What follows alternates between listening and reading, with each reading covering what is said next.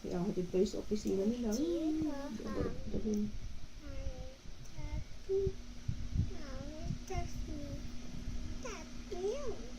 Pero para park mo.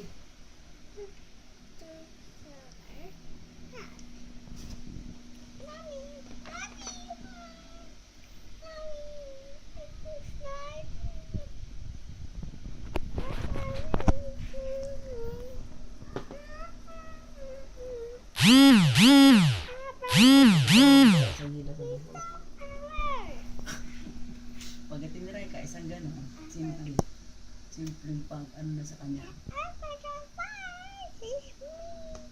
Pauwi ka na, umalis ka pa uli. Hanggang 6 lang talaga dapat inaurasan yun sa labas.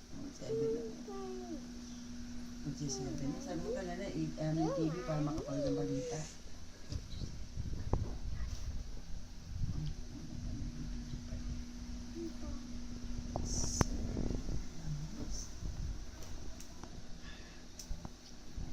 Ulong din siya.